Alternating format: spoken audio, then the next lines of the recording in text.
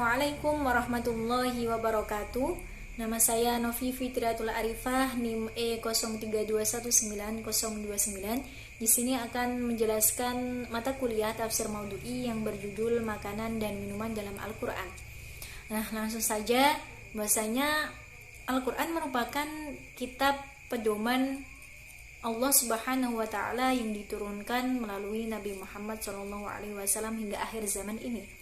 Nah, pastinya pedoman ini merangkum dari berbagai aspek, baik dari perbuatan, makanan dan minuman dan lain sebagainya. Nah, kemudian bagaimana Allah menjelaskan makanan dan minuman dalam Al-Qur'an ini?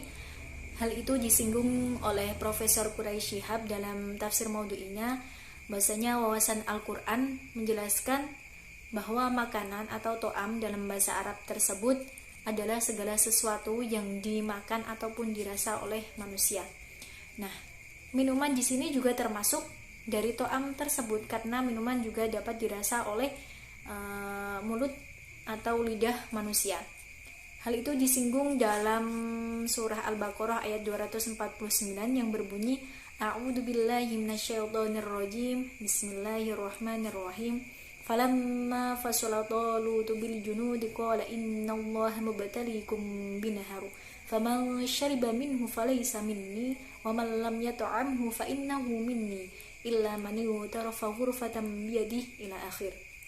Nah, pada ayat ini itu Allah Subhanahu wa taala menggunakan lafaz syariba, yaitu yang maknanya minuman, dan yat'amu yaitu makanan, untuk merujuk kepada meminum air sungai dalam ayat ini. Nah, kemudian dalam ayat 2 dan 3 dalam surah Quraisy itu menjelaskan untuk kita biar sadar diri bahwasanya ada dua sebab utama Allah menurunkan makanan dan minuman. Yang pertama yaitu Allah memberikan kita makan sehingga kita tahu bagaimana rasanya lapar, bagaimana kita tidak makan seharian, bagaimana kita untuk rendah diri, tidak berlebihan dalam makan makanan yang harganya mahal dan lain sebagainya. Nah, yang kedua yaitu karena Allah memberi keamanan dalam diri manusia untuk segala macam ketakutan. Kemudian mengenai istilah makanan, dalam bahasa Arab disebutkan ada 3 kategori atau 3 istilah, yaitu aklun, to'am, dan ghizaun. Namun Al-Quran sering menyebutnya dengan 2 lafaz saja, yaitu dengan aklun atau to'am. Nah, pada penggunaan kata akala ini dalam bahasa Al-Quran agak luas maknanya, yaitu bahwa hal itu tidak hanya merujuk kepada makanan saja, namun dalam surah An-Nisa ayat 4 ini maknanya itu lebih ke mas kawin. Nah, kalau mas kawin kan tidak tentu dengan makanan, bisa dengan emas dan lain sebagainya, seperti kondisi dan keadaan mengikuti zaman saja.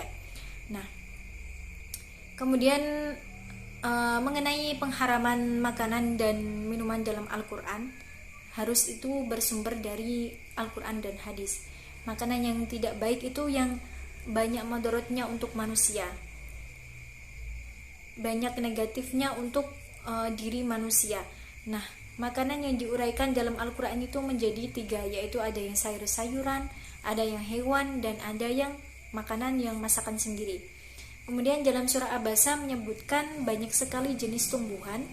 Hal tersebut untuk kepentingan manusia dan kepentingan binatang atau hewan.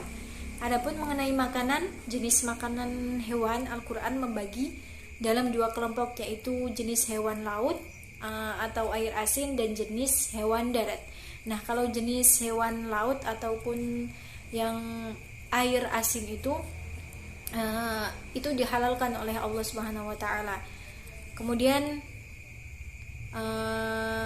mengenai hal tersebut dijelaskan dalam surah Al-Maidah ayat 96 yang berbunyi, A'udzubillahi minasyaitonirrajim, Bismillahirrahmanirrahim. Uhilla lakum syaydul bahri wa ta'amuhu mata'an lakum walisayyarah wa hurma 'alaikum syaydul barri ma dumtum hurma ila akhir. Nah, selanjutnya yaitu mengenai makanan yang haram di dalam Al-Quran. Allah berfirman dalam surah Al-A'raf ayat 32 yang berbunyi, A'udzubillahi minasyaitonirrajim, Bismillahirrahmanirrahim. Qul man harrama zinatallahi allati akhraja li'ibadihi wat-thayyibati minar rizq. Qul hiya lilladzina amanu fil hayatid dunya khalisatan yaumal qiyamah kadzalika nufassilul ayati liqaumin ya'lamun. Nah, pada ayat ini itu menjelaskan mengenai Allah menghalalkan makanan dan minuman yang bermanfaat untuk manusia itu. Nah, dan begitu sebaliknya bahwasanya Allah itu mengharamkan makanan dan minuman yang dapat membahayakan diri manusia dan dapat menimbulkan madharat yang lebih banyak dan lebih besar untuk manusia tersebut. Hal itu disinggung oleh Imam Syafi'i. Pada dasarnya hukum asal makanan dan minuman adalah halal kecuali apa yang diharamkan oleh Allah dan Rasulullah, karena apa yang diharamkan oleh Rasulullah sama dengan pengharaman dari Allah. Mengenai sebab yang menjadikan makanan itu haram yaitu madharatnya besar, kemudian memabukkan, najis, menjijikan dan tidak diberi izin oleh syariat.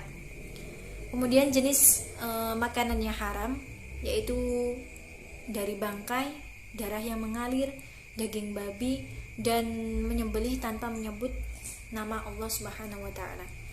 Mengenai penjelasan makanan dan minuman dalam Al-Qur'an, manusia mungkin sudah menyadari bahwasanya mana yang baik untuk dirinya dan mana yang buruk untuk dirinya. Jadi sebagai seorang muslim harus sadar diri, lebih berpegang teguh pada pedoman yang telah Allah cantumkan dalam Al-Qur'an.